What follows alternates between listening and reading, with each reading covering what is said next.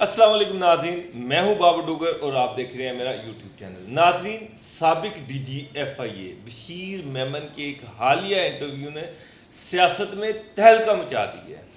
बशीर मेमन ने इस इंटरव्यू में ये इंकशाफ किया है कि जब वो DGFIA थे तो उस वक़्त प्राइम मिनिस्टर हाउस से उनको कॉल की गई और उनको प्राइम मिनिस्टर हाउस बुलाया गया। प्राइम मिनिस्टर हाउस में प्राइम मिनिस्टर इमरान खान ने उनसे मुलाकात की। उसके बाद law minister Farogh Naseem, Shahzad Akbar, principal secretary Azam Khan और FBR के कमिश्नर इशफाक अहमद, इन लोगों ने उन पर दबाव डाला कि वो सुप्रीम कोर्ट के सीनियर जज जस्टिस काजी फायद ईसा के ख़िलाफ़ इन्वेस्टिगेशन करें और उनके बारे में चीज़ें जो हैं वो ढूंढ के उनको दें।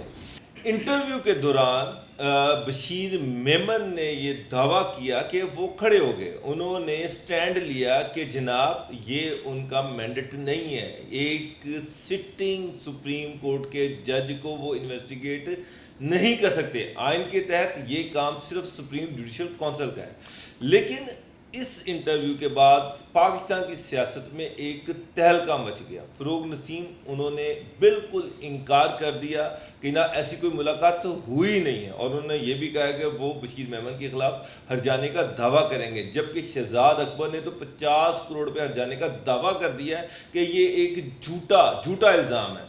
और फ़रोग़ नसीम ने तो यहाँ तक कहा है कि जनाब उनकी प्राइम मिनिस्टर से भी बात हुई है, प्राइम मिनिस्टर ने कहा कि मेरी तो कोई ऐसी मुलाकात तो हुई नहीं है, ऐसी कोई चीज़ वकूफ़ पज़ीर हुई नहीं है।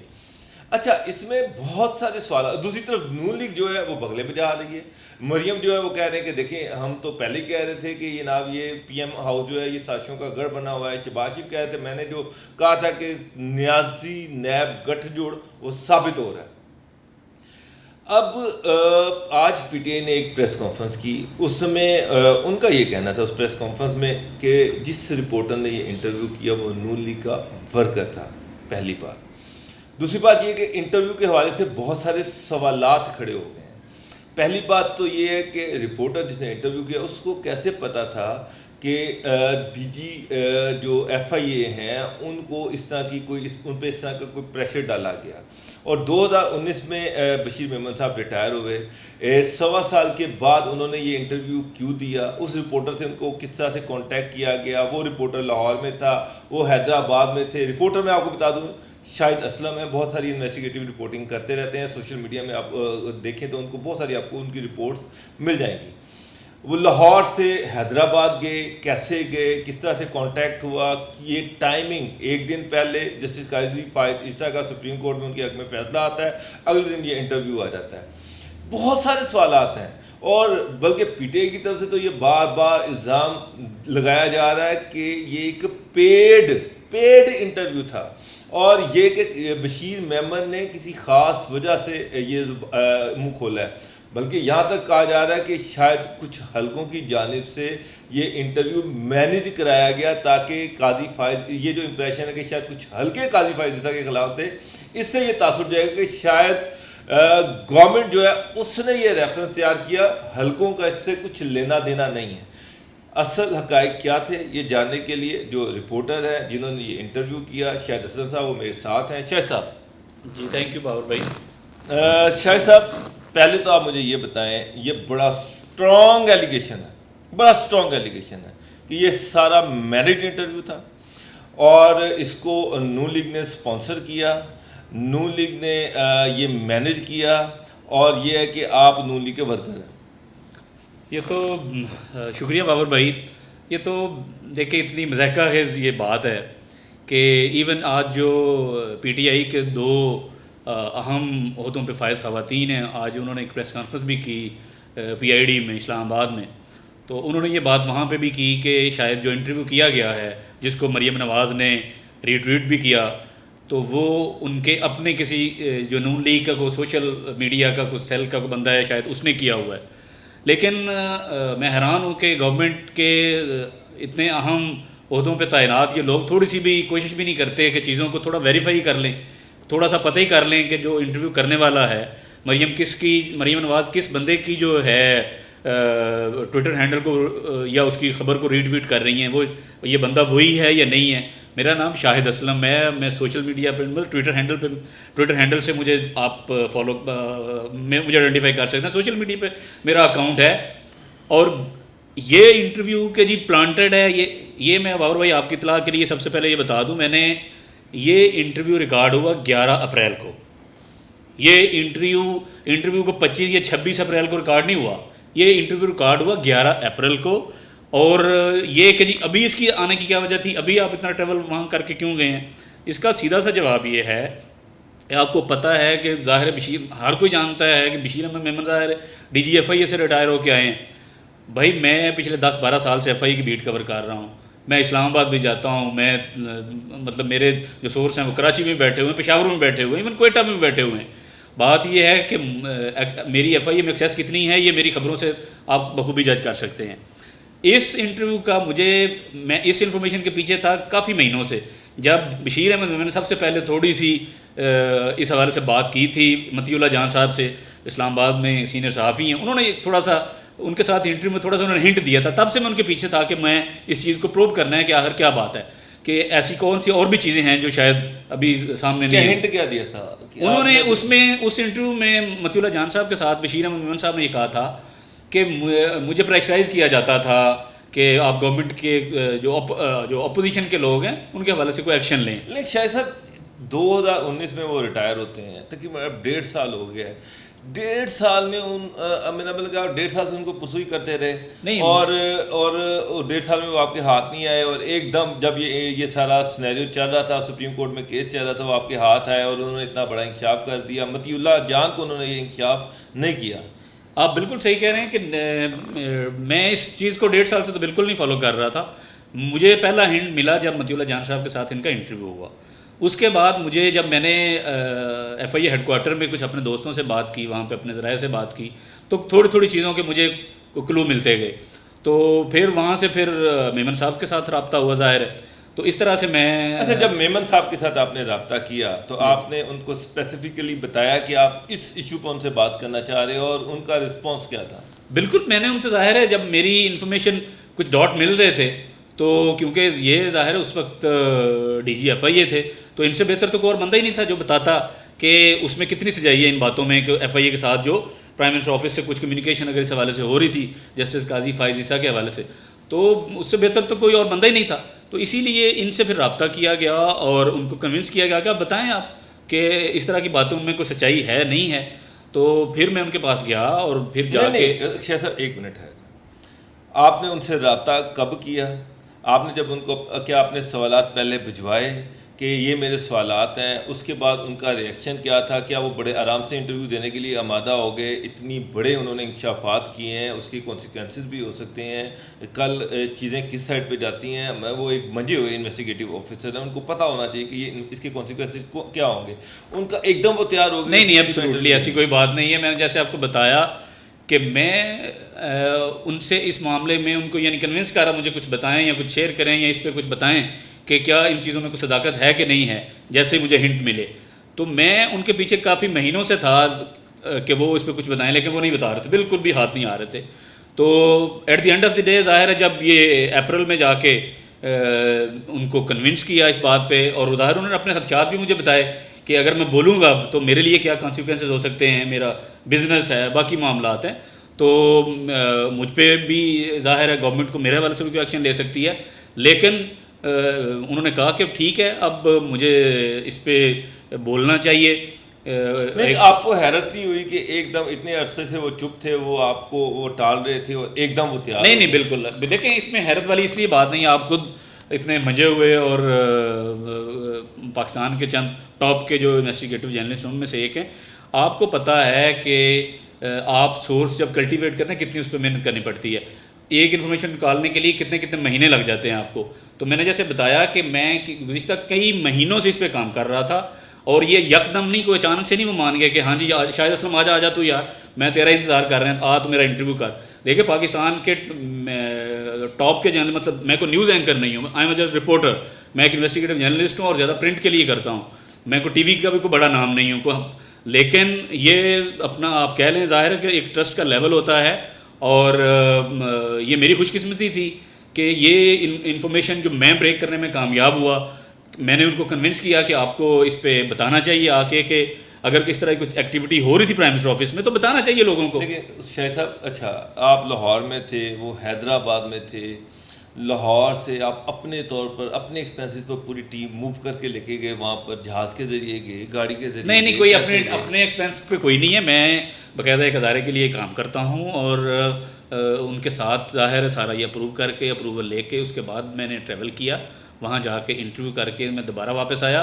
और इसमें मैं एक और आपसे बात ये भी शेयर करता जाऊँ कि ये इंटरव्यू क्योंकि 11 अप्रैल को रिकॉर्ड हुआ, सुप्रीम कोर्ट की प्रोसीडिंग ऑलरेडी चल रही थी, जो रिव्यू पिटीशन थी जस्टिस काजी फाइज़र साहब की, लेकिन हमने एज ए टीम ये डिसाइड किया था कि हम इस इंटरव्यू को जब तक काजी साहब का फैसले का डिसीजन नहीं आ जाता रिव्यू का, हम इसको अपलोड नहीं करेंगे। क्यों कि हम किसी तरह से भी इसको सुप्रीम कोर्ट की जो प्रोसीडिंग्स थी उस पर असरअंदाज नहीं होना चाह रहे थे। इसीलिए जैसे ही फैसला आ गया, वो चाहे मतलब उनके हक़ में आता या उनके अगेंस्ट आता, तो जैसे वो फैसला आ जाता हमने इसको अपलोड करना था और इसी तरह हमने किया है। ये नहीं है कि लाइक 26 को उनको फैसला आया तो हमने अगले दिन ही जनाब इसको जाके इंटरव्यू किया और ये कर लिया, ऐसा बिल्कुल नहीं है। 11 अप्रैल को रिकॉर्ड हुआ और इस बात के गवाह मतलब मैं खुद से नहीं कह रहा या वो मेमन साहब नहीं इस बात की गवाही देंगे, ये आप पूछें शहजाद अकबर साहब से पूछें, ये आप पूछें आज़म खान साहब से पूछें जो प्राइम मिनिस्टर के प्रिंसिपल सेक्रेटरी हैं, ये बात आप पूछें फ़रोग नसीम साहब से, ये बात आप पूछें शहबाज गिल साहब से, ये बात आप पूछें FBR के जो कमिश्नर हैं अशफाक अहमद से पूछें। इन चारों बंदों को पूछें कि शाहिद असलम आपसे किन किन डेटों से रब्ते में, मतलब कि 2 हफ्ते हो गए हैं, इनसे पूछें, इनके व्हाट्सएप इनके चेक करें, इनके टेक्स्ट मैसेज चेक करें, इनके कॉल चेक करें कि शाहिद असलम ने कितनी कॉलें की हैं, कितने मैसेज किए हैं। आप क्यों कॉलें करती रहे? इनका वजन के लिए देखिए मेरे पास एक स्टोरी आ गई है, मेरे पास एक वीडियो स्टोरी आ गई है, मैंने एक सोर्स को ऑन कैमरा ले लिया है। अब वो बड़े बड़े दावे कर रहे हैं, ज़ाहिर है पता नहीं सच है कि झूठ है, ये तो ज़ाहिर इन्वेस्टिगेशन जब होगी तो तब है ना। अब एक बंदा एक बात कर रहा है और बड़ी अहम पोजीशन पे वो बंदा रहा है, DGFI रहा है, कोई किसी स्कूल कॉलेज का को PM नहीं है, वो रिटायर हुआ, ही वॉज DGFI। और वो अगर इतने सीरियस किस्म की बातें कर रहे हैं तो उनके लिए ज़ाहिर है फिर बीइंग रिपोर्टर आपको पता है फिर हमें। अच्छा, वो फिर आपको वर्जन दिया या नहीं दिया उन्होंने? नहीं, इस पर मेरी जब अशफाक से बात हुई, अशफाक में जो FBR के मेंबर, उन्होंने बिल्कुल बात की इस पर और उन्होंने कहा जी मुझे नहीं याद पड़ता कि ऐसी कोई मीटिंग लॉ मिनिस्ट्री में हुई कि नहीं हुई, लेकिन मेरी मेमन साहब से FBR में जो है वो मुलाकातें होती रहीं। इसी तरह जब मेरी बात हुई प्राइम मिनिस्टर के प्रिंसिपल सेक्रेटरी आज़म खान साहब से तो उन्होंने कहा नहीं जी ऐसी कोई मीटिंग शीटिंग नहीं हुई, और बल्कि वो तो इस बात पे भी नाराज़ हो रहे थे कि मेरे आपने पर्सनल नंबर पे मुझे जो है वो क्वेश्चन भेज दिए। भाई आप बिल्कुल आप प्राइम मिनिस्टर साहब के प्रिंसिपल सेक्रेटरी हैं, लेकिन और किस नंबर पे आपको भेजने थे जी मैसेज? बीइंग रिपोर्टर मैंने तो हर तरह शहजाद अकबर साहब बिल्कुल शहजाद अकबर साहब को भी रब्ता किया गया, फ़रोग नसीम उन्होंने कोई जवाब नहीं दिया शहजाद अकबर साहब ने, बिल्कुल 2 हफ्ते हो गए उनके मेरे पास सारे मैसेज सेव पड़े हैं, मेरे पास स्क्रीनशॉट पड़े हुए हैं व्हाट्सएप के, उनके पास जो मैंने उनको भेजी हुई है उन्होंने सारी वो सीन भी की हुई है। उसके बाद फ़रोग नसीम साहब का वर्जन लेने के लिए उनके स्टाफ अफसर को मैंने कॉल की, उनके ऑफिस में मैं कॉल करता रहा रोज़ाना। इसके बाद उनके अपने नंबर में मैं कितनी कॉलें करता रहा। उसके बाद उनकी PRO एक लॉ मिनिस्ट्री की फरजीना शायद उनका नाम है, उनको मैंने वो भिजवाए क्वेश्चन, लेकिन 2 हफ्ते तक कोई जवाब नहीं आया। इसी तरह शहबाज गिल साहब को रब्ता करता रहा कि वो प्राइम मिनिस्टर साहब के बिहाफ पे। लेकिन आपने जो ये वीडियो अपलोड की है इसमें आपने जो वर्जन मसलन किसी ने कोई वर्जन दिया ही नहीं है, किसी ने कहा कि मेरा से कोई ताल्लुक नहीं है, तो आपने वो वर्जन उसमें स्टोरी में क्यों नहीं दी है कि जनाब वो ये कह रहे हैं कि हमारे से कोई ताल्लुक नहीं है? नहीं, देखें स्टोरी देखें, 2 चीज़ें, तो स्टोरी वीडियो की स्टोरी भी चली है, प्रिंट की स्टोरी भी चली है, और जो स्टोरी छपी है टेक्स्ट की फॉर्म में भी ईच एंड एवरी डिटेल मैंने दी है कि किसको कब रब्ता किया गया, किसका क्या जवाब था। और मेरे पास आज भी वो चीज़ें सारी सेव पड़ी हुई हैं मेरे फ़ोन में कि शहजाद अकबर साहब को कब रब्ता किया गया, क्या क्या सवाल भेजे गए, फ़रोग नसीम साहब को, उनके स्टाफ अफसर को, उनकी PRO को, प्राइम मिनिस्टर के जो प्रिंसिपल सेक्रेटरी आज़म खान साहब को। उसके बाद जब उनसे बात हुई FBR के मेंबर अशफाक अहमद और अच्छा शेख साहब, वो ये सारा कोई ठीक है।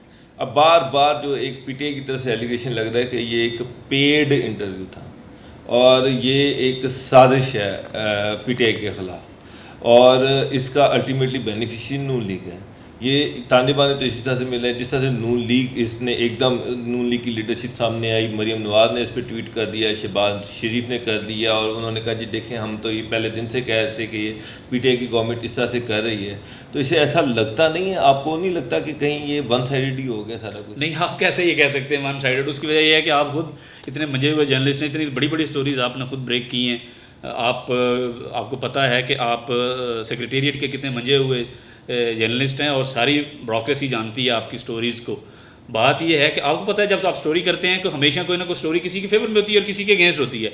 ये तो चाहते ना चाहते ये एक फैक्ट है। जब भी रिपोर्टर को स्टोरी करता है तो किसी के हमेशा हक में जा रही होती है, किसी के अगेंस्ट जा रही होती है। ये इसका ये नहीं होता कि अगर कोई आपकी इंटेंट ये है कि जी हमने उसके अगेंस्ट करनी है, उसके खिलाफ करनी है।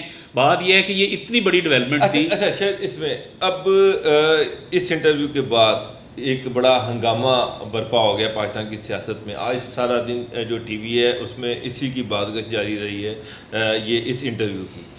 उसके बाद बशीर मेमन साहब से आपका कोई रब्ता हुआ या उनका क्या कहना है कि जो लीगल नोटिस उनको मिले हैं और ये जो सब कुछ मिला है उसके उस पर वो क्या परेशान हैं या वो क्या कोर्ट में जाने के लिए तैयार हैं या वो क्या कोई रिएक्शन सामने आया उनका? बिल्कुल उनसे बात बिल्कुल होती रहती है और नहीं मैं आज की बात कर रहा हूँ, आज इस इंटरव्यू के बाद की बात कर। देखिए उन्होंने बिल्कुल उन लीगल नोटिस के हवाले से जब उनको लीगल नोटिस इन्होंने सर्व किया है शहजाद अकबर साहब ने, तो इस पर उनका यही कहना था कि वो ज़ाहिर है बिल्कुल इसको कोर्ट, वो तो आप पहले ही कह रहे हैं, मेरे इंटरव्यू में उन्होंने ये बात की है कि अगर कोई कोर्ट ऑफ लॉ ने बुलाएगी तो वो तो अपीयर होंगे, वो अपनी स्टेटमेंट रिकॉर्ड करवाएंगे और वहाँ पे ये वो तो खुद कह रहे हैं कि कोई ऐसा कमीशन बन जाए जिसमें दूध का दूध और पानी का पानी हो जाए। अगर मैं झूठा हूँ और देखें ये तो इतना बड़ा चांस है पीटीआई की गवर्नमेंट के लिए, क्योंकि जिन पे इतने मैसिव किस्म के एलिगेशन लग रहे हैं, इतने ये खौफनाक किस्म के एलिगेशन लग रहे हैं और प्राइम मिनिस्टर साहब पे डायरेक्टली एलिगेशन लग रहे हैं कि प्राइम मिनिस्टर ऑफिस इस्तेमाल हो रहा है इतनी बड़ी साजिशों में।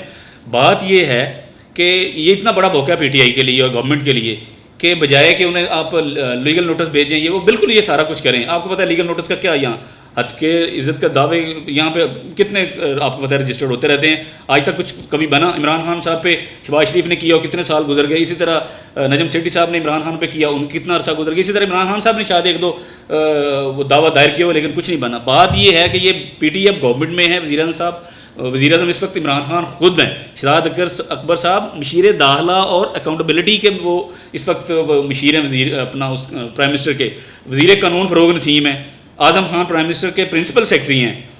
आप इससे बड़ा और क्या आपको चाहिए कि एक आप गवर्नमेंट में हैं, आप एक हाई पावर कमीशन बनाएं। हो सकता है सुप्रीम कोर्ट तो इस मामले में ना आए क्योंकि आपको पता है ये काजी साहब के केस में पहले ही सुप्रीम कोर्ट के जजेस में काफ़ी ज़्यादा जो है वो होता रहा। एक आपने फैक्ट कमीशन बनाएं और इसको कर दें सारा। आप किसी को उसकी स्टोरी से कंटेस्ट करें, चैलेंज करें उस चीज़ को। बहुत शुक्रिया शाहिद नाज़रीन। शाहिद असलम एक बड़ा अच्छा मजा हुआ इन्वेस्टिगेटिव रिपोर्टर है और जो सवालात उठ रहे थे हमने कोशिश की वो सारे सवालात जो हैं वो उनसे किए जाएँ। बाकी हम आपकी अदालत में ये केस सामने रख रहे हैं, आप खुद फैसला कर लें। बहुत शुक्रिया नाज़रीन, अल्लाह हाफ़िज़।